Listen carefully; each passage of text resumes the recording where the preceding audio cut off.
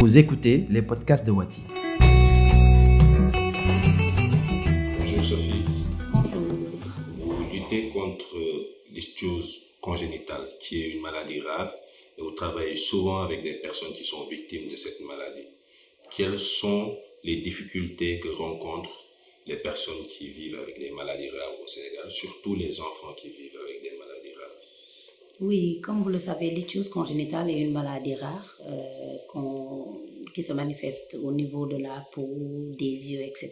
Donc, les personnes qui sont à notre charge font un double traitement dermatologique et ophtalmologique. Aujourd'hui, le plus grand problème que rencontrent ces personnes, c'est la stigmatisation, car nous sommes dans une société qui n'est pas habituée à voir ces genres de maladies. Et c'est souvent, on les appelle les enfants crocodiles ou les enfants serpents. D'où notre vaste campagne de communication pour lutter contre cet état d'esprit-là où un enfant peut être traité de sorcier juste parce qu'il est né avec une maladie. Donc le plus grand problème, c'est la stigmatisation qui empêche aussi à ces personnes d'aller à l'école ou d'être dans des endroits publics parce que généralement, il y a un travail à faire au niveau des mentalités. Au-delà de ça, c'est des problèmes physiques, c'est des problèmes du côté de la santé, car nous avons perdu beaucoup d'enfants. S'ils ne reçoivent pas le traitement qu'ils doivent recevoir, il y a forte chance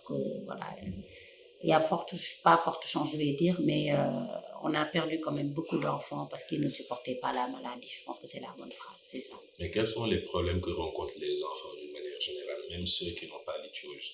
Les gens aiment les enfants, il y a un amour envers les enfants, mais ça ne veut pas dire que les préoccupations des enfants sont prises au premier. C'est-à-dire aujourd'hui, la plus grande interrogation, c'est quelle place occupent les enfants dans la société sénégalaise. C'est une société qui aime beaucoup les enfants, mais quand on entre dans le cadre des droits de ces enfants-là, beaucoup de leurs droits sont bafoués. Du côté de la santé, on se rend compte que même les adultes, si les enfants n'ont pas de moyens, ils ne se soignent pas. Il devait y avoir des lois, des articles de protection qui permettent à ces enfants d'avoir accès aux soins sans problème. Je ne parle pas d'un pourcentage minime, mais de tous les enfants, car il y a des sociétés qui ont réussi à le faire. Au-delà de ça, dans le domaine de l'éducation, c'est la même chose. Beaucoup d'enfants, de jeunes filles, de petites filles ont arrêté leurs études parce qu'ils n'ont pas accès à l'école ou bien font des kilomètres pour aller à l'école.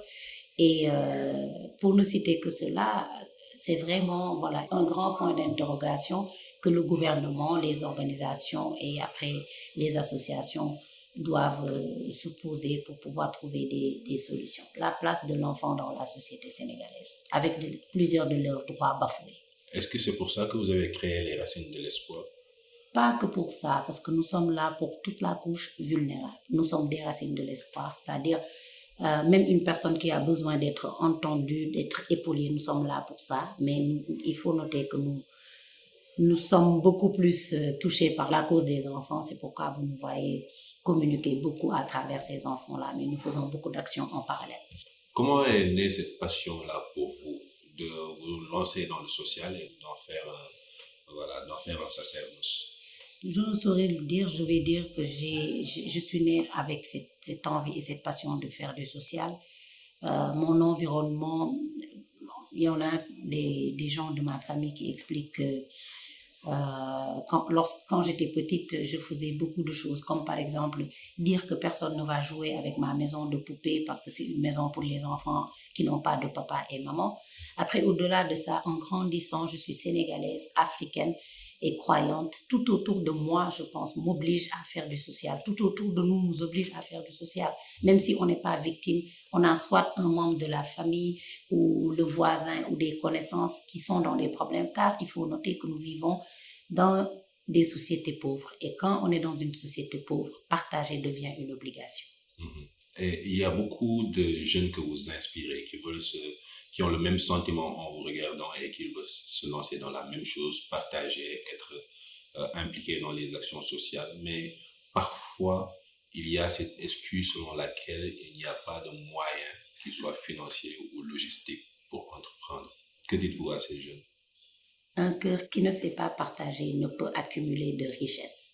La vraie richesse, c'est pas ce qu'on a dans nos poches ou dans nos comptes bancaires, c'est ce qu'on a dans le cœur. Je m'explique. Aujourd'hui, en faisant des levées de fonds, vous allez voir quelqu'un qui n'a que ses 1000 francs, ou quelqu'un qui n'a que 1000 francs, qui prend ses 700 ou 500 francs, qui partage avec l'association parce qu'ils veulent voilà, contribuer dans cette cause. Et vous allez voir une autre personne qui a énormément d'argent, mais avant de débloquer une seule petite somme, ça va lui peser. C'est-à-dire faire du social, faire du bien, partager. Ce n'est pas forcément financer. Vous pouvez même aider une personne à traverser la route, écouter un ami qui a besoin d'oreilles attentives pour l'écouter, etc., etc. Ça dépend de ce qu'on appelle faire du social. Et comme on dit, on commence petit à petit. Pour ce qui est des projets, encore pour motiver ces personnes qui se voient à travers Sophie Gay. Aujourd'hui, nous avons construit une maison qui peut abriter plus de 70 enfants, sans financement, sans bailleur. C'est récemment qu'on a reçu peut-être des dons pour élargir, c'est-à-dire électrifier la maison, créer un jardin potager. Mais vous vous rendez compte, cette maison a été construite par du financement participatif. C'est le cœur qui partage. Ce n'est pas la richesse, ce n'est pas ce qu'on a. C'est le cœur qui partage. On commence petit à petit, puis ça s'agrandit. Lorsque vous construisez des orphelinats, lorsque vous construisez des toilettes, lorsque vous apportez de l'eau ou de l'électricité dans des endroits reculés, dans des endroits ruraux, est-ce que vous ne pensez pas que vous faites un travail qui est le travail qui devait revenir à l'État? Pas forcément. C'est-à-dire, ils ont le budget pour, ils ont l'obligation aussi, parce que ça entre dans leur champ d'action et ils sont élus pour ça. Mais en regardant ma passion, en regardant ce que j'ai envie de faire, en voulant donner un sens à ma vie, je me dis que ce que je fais, je le fais pour ces personnes-là. Je n'attends pas l'État, car si on attend certaines institutions ou même l'État, je pense qu'aujourd'hui, les taux de mortalité ne nous attendent pas, ces femmes qui accouchent chez elles ne nous attendent pas, ces enfants qui meurent dans les endroits les plus reculés ne nous attendent pas. Donc, que ça soit le rôle de l'État ou pas, l'essentiel, c'est de sauver des vies humaines, car la vie n'a pas de prix en fait. C'est leur rôle, mais cette passion que nous avons nous pousse à le faire de façon désintéressée. Et l'essentiel, c'est d'améliorer juste une vie ou de sauver une vie, c'est tout. Qu'est-ce que l'État devrait faire, en tout cas, pour améliorer le bien-être des jeunes et des enfants? Ils sont élus pour. Ils ont des personnes compétentes pour. C'est-à-dire revoir les priorités. Aujourd'hui, prendre soin de la jeunesse et des enfants, c'est prendre soin de l'avenir du Sénégal. Donc, que l'État puisse savoir qu'aujourd'hui, s'ils n'investissent pas dans la jeunesse et la petite enfance, c'est hypothéquer l'avenir du Sénégal. Où est-ce qu'ils doivent investir? Dans quelle priorité? La santé, l'éducation. Pour ne pas abrutir une population, il faut l'éduquer.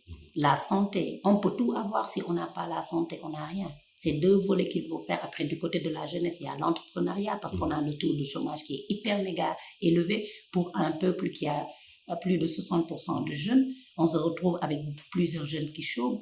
Investir sur la jeunesse, entrepreneuriat et voilà, la santé et l'éducation. On parle de l'emploi, des activités économiques qui sont également importantes pour les jeunes qui veulent se développer, s'émanciper, être indépendants. C'est un problème qui est très important à Dakar, mais qui l'est encore plus lorsqu'on sort de Dakar. Et vous, votre rayon d'action avec les Racines de l'Espoir ne se limite pas à Dakar.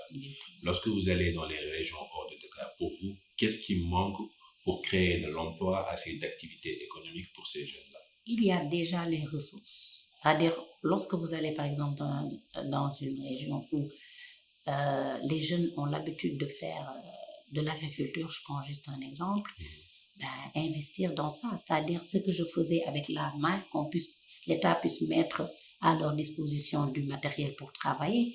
En plus, au-delà de ça, transformer leurs produits, plus vendre au lieu d'importer. Si on va dans l'élevage, la même chose. C'est-à-dire qu'on puisse investir là où il faut et pousser ces jeunes-là, au-delà même de l'agriculture, de l'élevage. Mais on a même des jeunes chercheurs scientifiques qui sont là, qui ne demandent que du matériel pour pouvoir nous fournir des choses concrètes et des jeunes qui peuvent faire le travail qu'aujourd'hui beaucoup d'institutions étrangères ou organismes, whatever, font ici au Sénégal.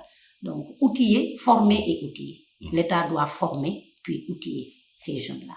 Est-ce que vous pensez que les jeunes sont aujourd'hui déçus de la capacité de l'État à changer les choses, à réformer la chose publique afin que les jeunes puissent en tirer profit?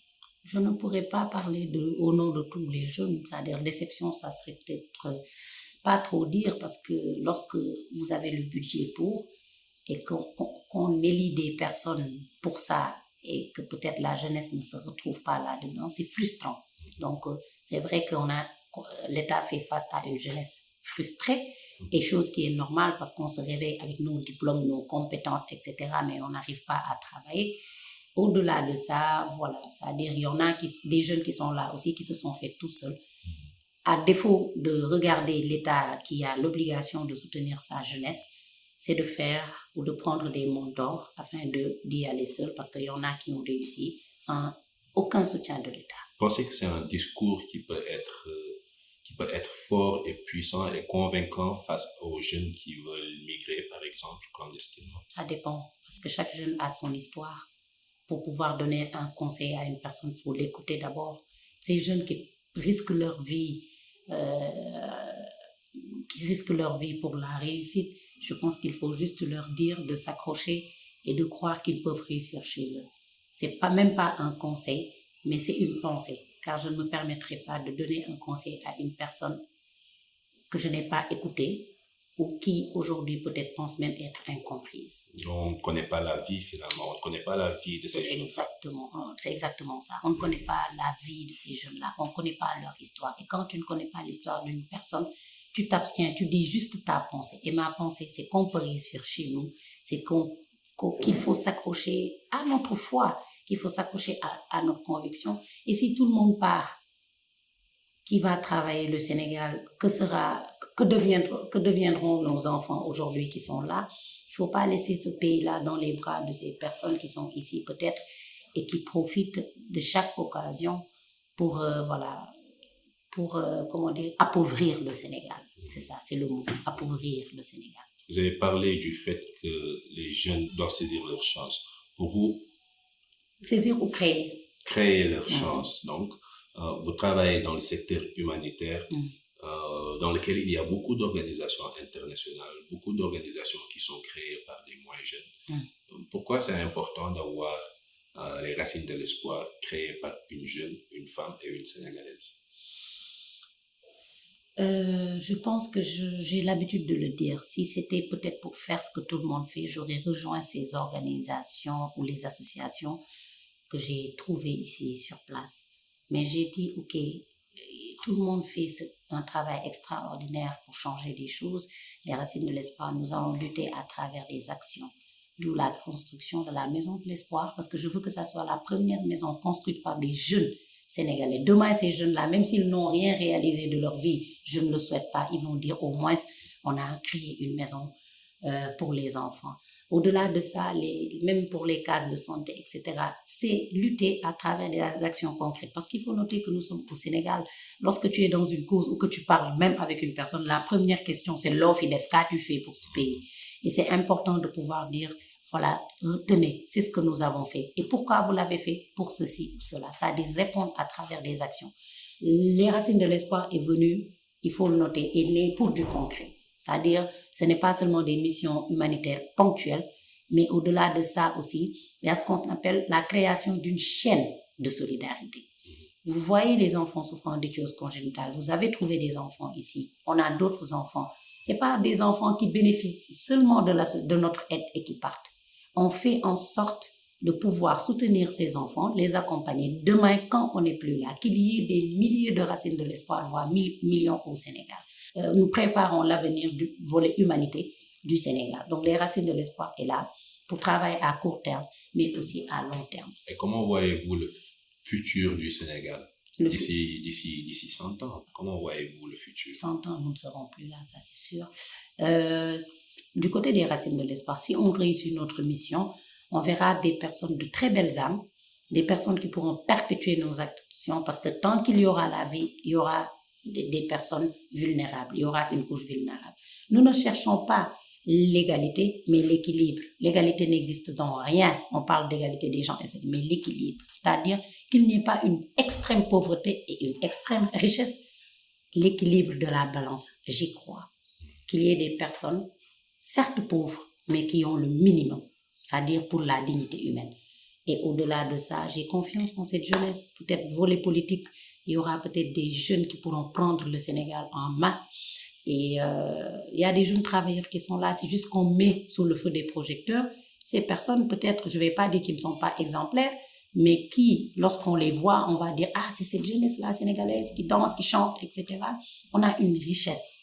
On a une jeunesse très riche. Il manque juste à mettre les projecteurs, comme vous faites, sur cette jeunesse-là, afin que dans 100 ans, effectivement, qu'il y ait d'autres jeunes qui vont s'inspirer de ces icônes-là et que le Sénégal puisse peut-être être un pays développé. Si on veut, on peut. On a tout pour les ressources, la foi, la persévérance, cette jeunesse riche qui est là.